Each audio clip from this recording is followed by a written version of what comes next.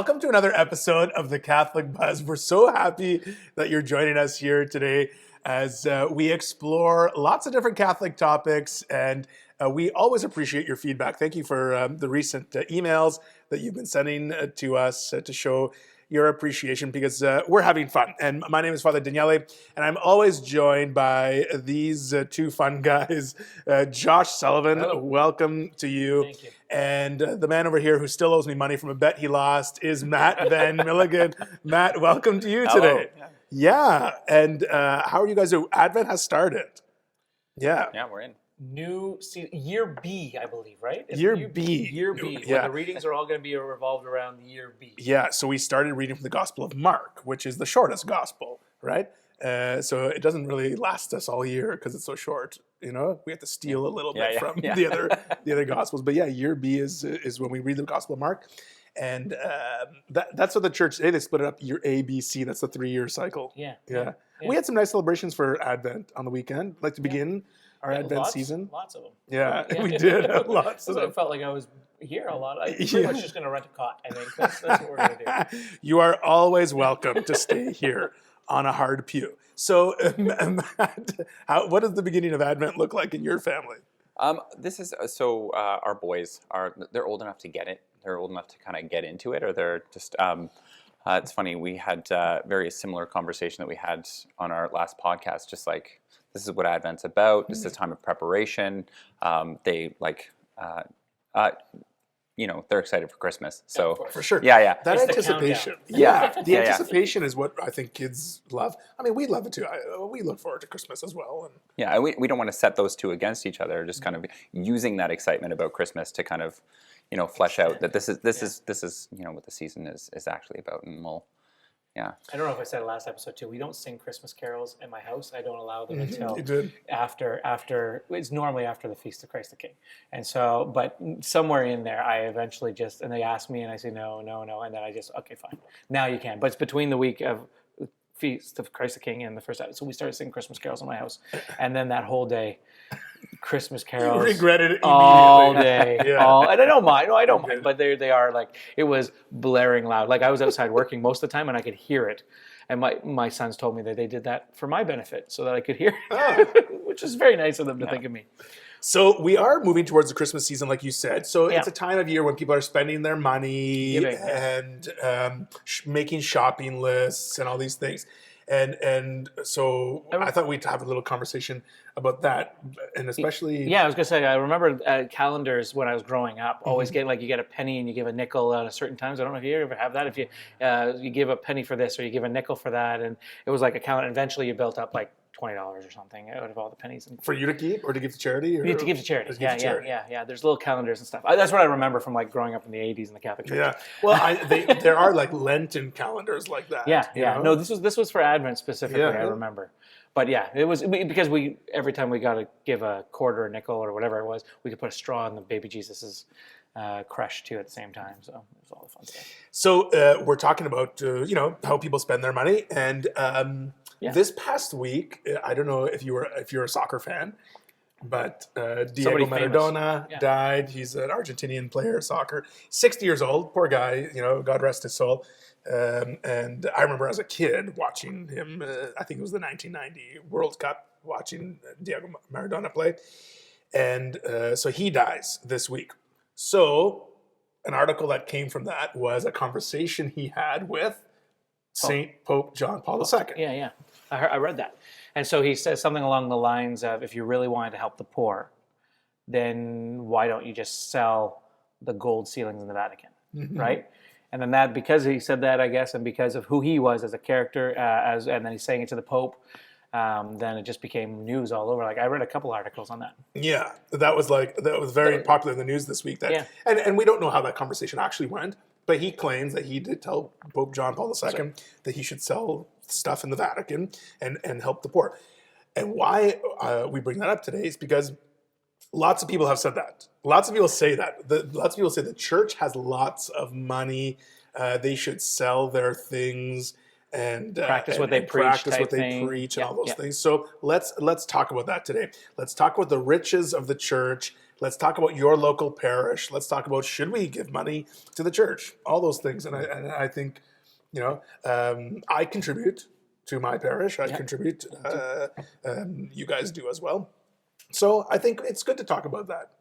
Yeah, for sure. I think it's a common misconception. I think For sure. the biggest, talking with people that aren't Catholic, one of the biggest things that they have against the Catholic Church, and not that they have this, but I think it's one of those, okay, well, I'm going to make you guys look bad so that I can alleviate any kind of conversation here or whatever. And it is okay. Well, when you guys sell all your famous art, then we'll have a conversation about giving to the poor. And I would like to put that in context, right? Yeah. Like, so our church is 2,000 years old, Exactly. right? That's 2,000 years of history that the church has collected, and there's artifacts and art and you name it, statues and things. What exactly, my question is always, what exactly is the church supposed to do with that stuff? If not maintain it in a place where people can come freely and be inspired by its beauty, right? Like, well, what are we supposed to do? Like let's say, like, one of the things that, like, off the bat, you'd want to kind of clarify there is the idea of ownership. That that, like, does the church own? Do the stewards of the church own these artifacts? Own all this kind of Renaissance art? That these are artifacts of, like, yes, there are the religious paintings that have a sacramental function that people come from around the world on pilgrimages to kind of encounter, and they're aids to prayer. They're all of these things, but they're not owned in the same way that if I go to a flea market and I buy a painting, I own that painting and I can sell that painting and I can use those funds for. But the same way, if a pastor came into a church and just decided to sell off all the sacramental pieces, the people who are members of that church would kind of rightly be outraged because the pastor isn't the owner of those Steward things. would be the right word. Like you said, the church doesn't own them in the context of possession. But they're, like, a lot of times, if you look at some of those famous paintings and so, they were commissioned by individuals for God, not for the church so much as for God. And so they're like, okay, I want to make this, I'm giving it to God. And so the stewards, the church being stewards of it, can move it, can display it, can store it, can do that things. But for them to sell it would be like me giving, Matt, here, take care of my cow. I don't know, you know what I mean? Like here, or someone gives me a cow, I'm not around, they give it to you. Hey, give this to Josh. Like, this is for Josh, and you take care of it, and you can use the milk from it and all that kind of stuff. But if you were to slaughter it and then give it away to everybody, I'd be a little bit upset. Not that God would necessarily, but it's a, you don't have that right necessarily to do that, right? If it's giving to God. Yeah, and we can make that distinction to say that the church doesn't own these things in the way that standard kind of possession or like legal possession. But we can also have a conversation about, should apostolic poverty be a priority of the church? So if you make that initial clarification, there are times in the church's history where kind of people have rightly identified that the church is becoming kind of too ostentatious. There are certain, St. Francis of Assisi is a great example of saying that, like, we need to return to apostolic poverty. We need to return to not just enjoying the benefits of what would be kind of clericalism or like this this elevated position in society. Same with something like Vatican II. You have, like, you're doing away with a lot of the kind of more ostentatious features of the church. So you no longer have the the papal litter that the Pope is carried around on and these kinds of things. Unfortunately, one of the major kind of casualties of those types of movements is beauty within the church. Is that beauty, aesthetic beauty, is a real aid to worship, is a real aid to centering ourselves in our prayer. I'm sorry for the rant.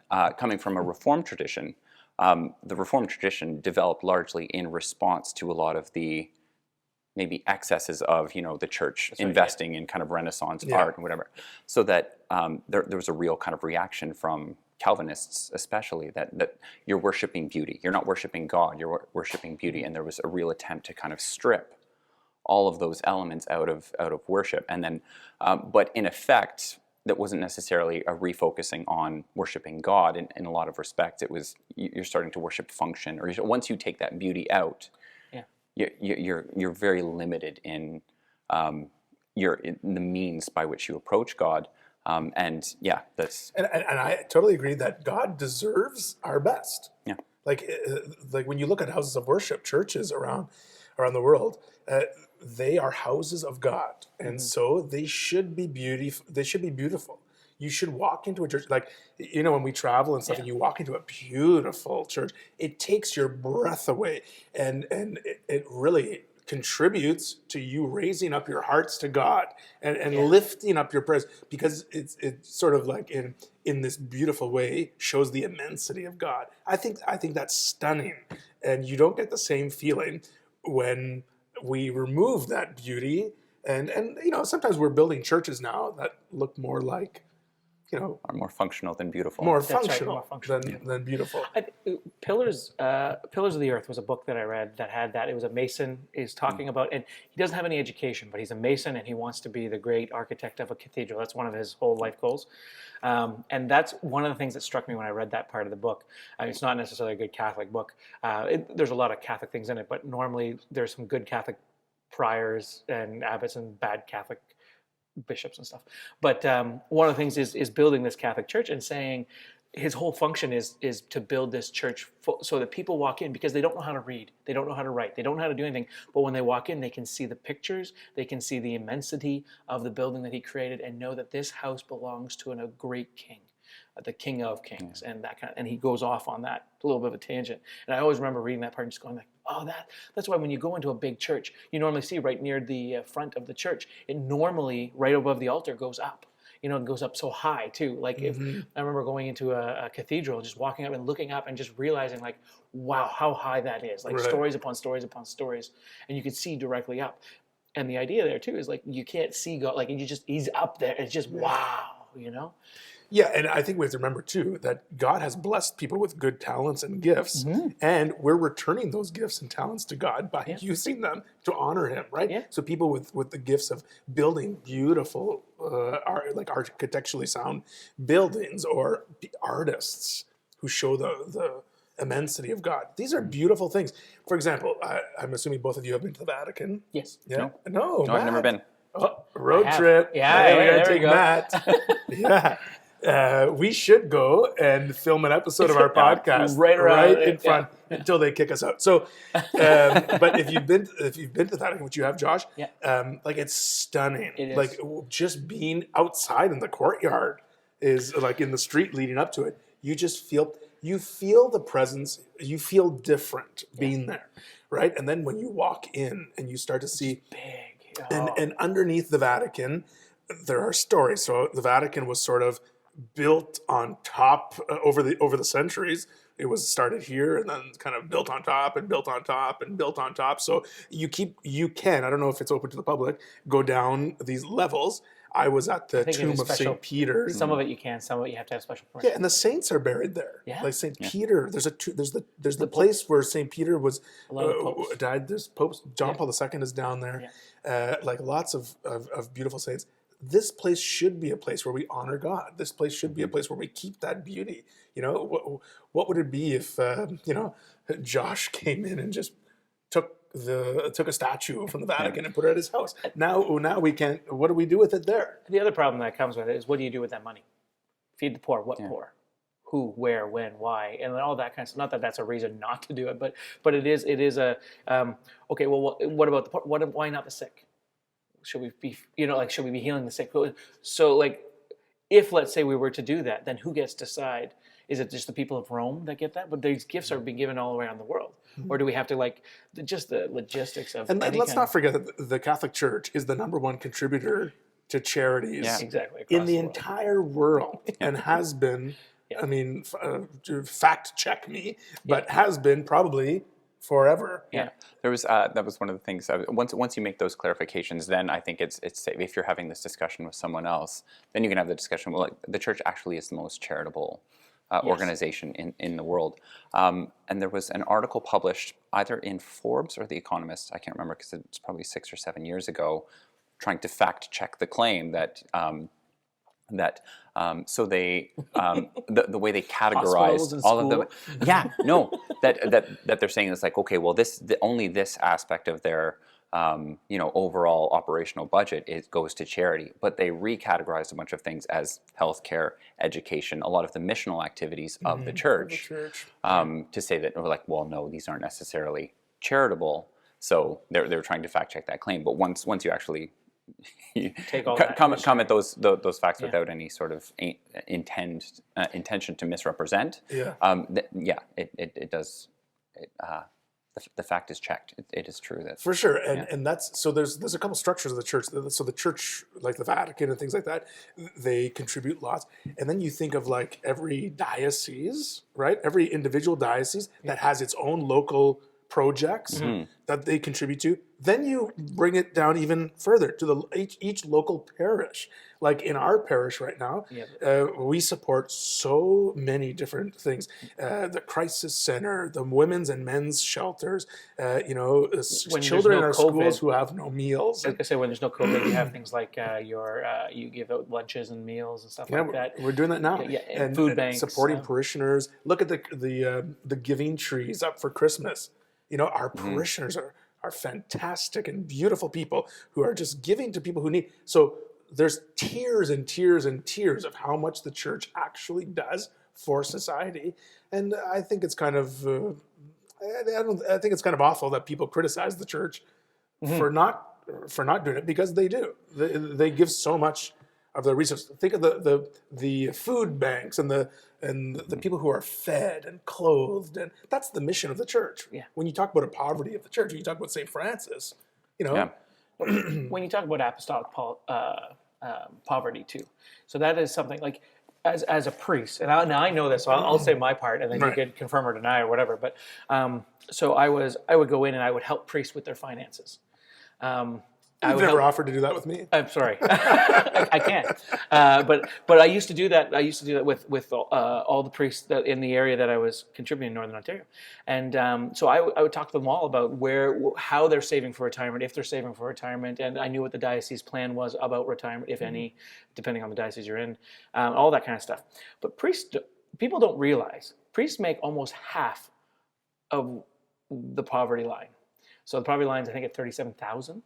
A priest makes somewhere between 17,000 to maybe 22 or 23,000, depending on the diocese. I'm sure the ones in Toronto make a little bit more than that because the cost of living would be a little bit higher. But like that's around right. It's like priests don't get $100,000 a year, and so when I compare that 8 years of university to a doctor who takes 8 years of university, 8 years of university, they make $300,000 a year, or roughly, right, $150,000 to $300,000 a year for a doctor, 8 years of university, versus a priest who does 8 years of university to make $20,000 a year. And then sometimes, depending on the diocese, sometimes the diocese doesn't even pay for that. So the priest has to pay off half of that or the whole thing. Or, so like giving to our seminarians, contributing to the diocese, but for our seminarians or those types of things to make these priests, or train these priests, I should say. There's a whole other part there that people don't realize. When a priest is doing this, he's not doing ministry to get paid, right? And that's just showing the shepherding from a priest's end of things and then going into the church. So, like, there's a whole other tier there, right, of the ministry that priests offer. And they didn't tell me the salary until it was too late. Like, I should have asked. But yeah, you're absolutely right. And you raise a good point there that I want to follow up on, because every parish survives on the contributions of its parishioners, right? Yeah. And then from that, like you think of the ministry. We talked about all the charitable things we do, and then you talk about keeping our building up and the business part of things. Yeah, Administration. the administration of the building. Yeah. The parishes have some staff, like a secretary and maintenance staff and all these different things. So each parish is responsible for that. From that, there is what's called a diocesan administration fee that each parish gives 10%, 12%.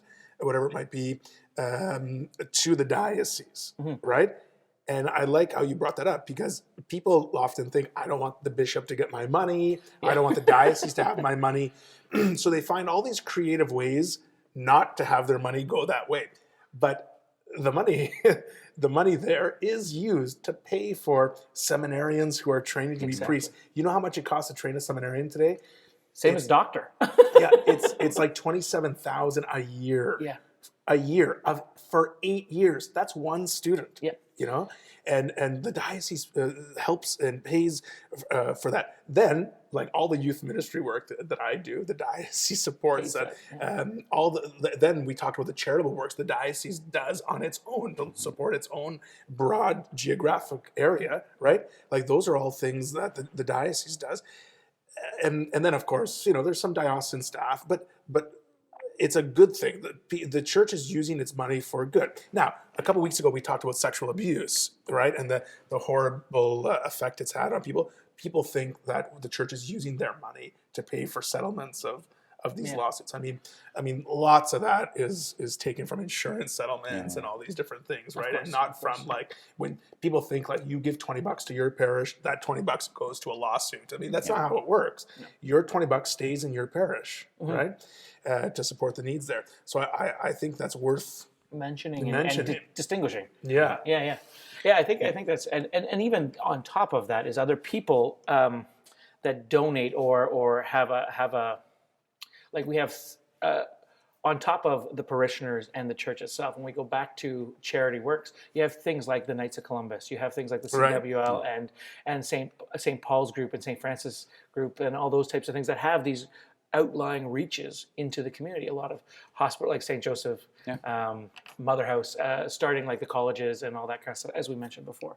Like it's just amazing. But that's all from local too, is being supported and then eventually going out that way. It's so true. Yeah. And a lot of the critique is just how come we don't see the church giving more? How come we don't see all of the things we've cited so far are very visible, examples of charity, but following kind of the biblical mandate, like don't let your left hand know what your right hand is doing. Then it's like there's a lot of there's kind of you take away from your charity by making a public spectacle of it or saying trying to get on the front page. Look at how much we donated to. And one of the we talked about it when we as a family transitioned over to kind of automatic withdrawals instead of putting the envelope in the thing, because one of the things I was concerned about is like that that's an example to my children. There's like me putting something in the basket, it shows like is an example to them that like no, this is important, this is something that we do as a family, and hopefully they would carry that tradition forward. Because in the going back to the sort of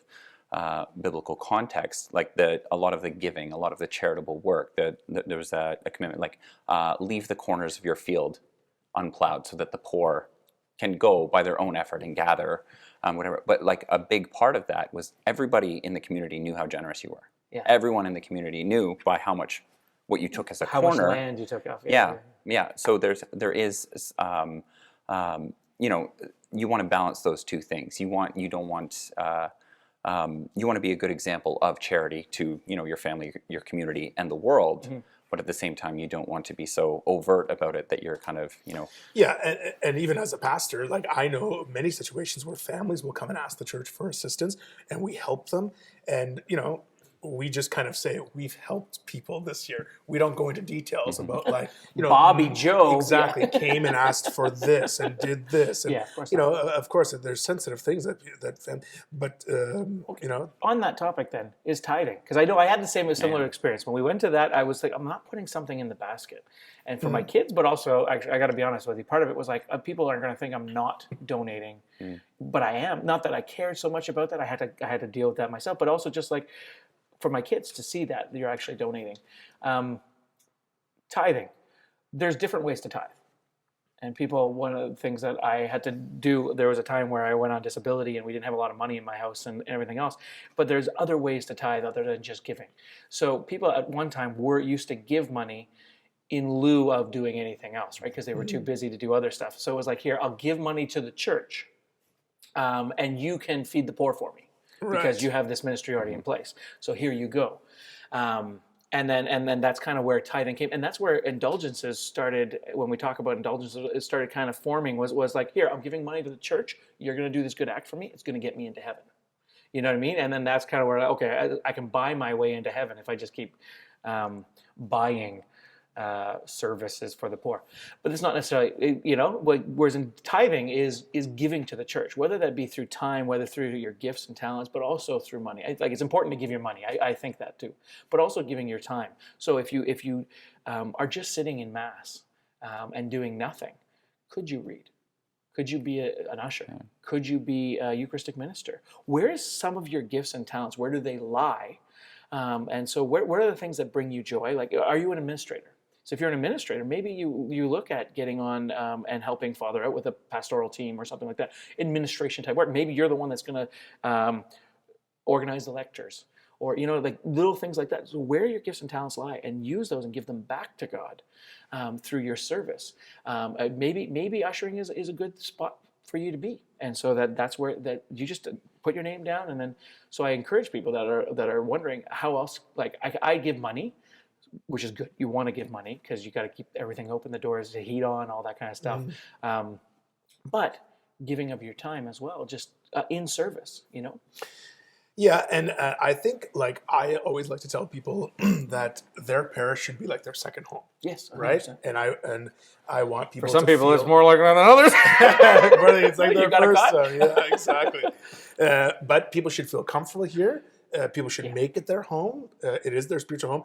I love when people just kind of like help themselves around here. Like our young people who come in here and just make themselves at home and hang out while they're waiting for something. Yeah. That's awesome. The parish church should be like that. My parish church was like that when I was younger, and it should be like that. So with being a second home, we take care of it like our home. Exactly. So if like there's 5, let's say there's you and your wife and your kids in your household, and the two of you, the providers of the house, are providing for the needs of the house. Well, same thing with our second home. There's hundreds of members of this second home, and if all of us did our part, we can provide for the great needs of the church that does do so much charitable work and work in the parish and outreach to the community. And more importantly, the number one thing we do in the church is provide for our spiritual life.